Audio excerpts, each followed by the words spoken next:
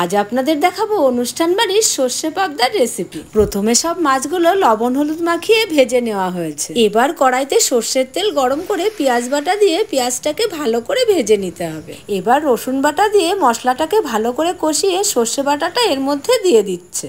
এই সর্ষেটা লবণ আর হলুদ দিয়ে বেটে নেওয়া হয়েছে, কারণ অনেক সময় সর্ষে তেতো হয়ে যাওয়ার ভয় থাকে। এবার হলুদ, কাঁচা লঙ্কা বাটা, বাটার আর লবণ দিয়ে ভালো করে ফোটাতে হবে। এই পাবদা মাছের ঝালটা যে অনুষ্ঠান বাড়িতে রান্না করা হয়েছিল, তারা প্রত্যেকটি রান্নায় এত প্রশংসা করেছে, যেটা আমাদের কাছে বিশাল বড় একটি পাওয়া। এদিকে মশলা কষানো হয়ে গেছে। এবার পরিমাণ মতো জল দিয়ে ঝোল ফুটে উঠলে ভেজে রাখা মাছগুলো এর মধ্যে দিয়ে দিতে হবে। একটু ফুটিয়ে নিয়ে মাছগুলো সব নামিয়ে নেওয়া হচ্ছে। এই যে ঝোলটা তৈরি করা হয়েছে, সব মাছ এইভাবে ঝোলের মধ্যে দিয়ে তুলে নিতে হবে। অনুষ্ঠান বাড়ির এরকম বড় বড় রান্না আপনাদের দেখতে কেমন লাগছে কমেন্টে কিন্তু অবশ্যই জানাবেন। এবার ধনেপাতা কুচি দিয়ে উপর থেকে ঝোল দিয়ে দিলেই সর্ষে পাবদা রেডি। আর ভিডিওটা যদি ভালো লেগে থাকে, যারা ফেসবুক থেকে দেখছেন তারা চ্যানেলটিকে ফলো করবেন, আর যারা ইউটিউব থেকে দেখছেন তারা চ্যানেলটিকে সাবস্ক্রাইব করে আমাদের সাথে থাকবেন।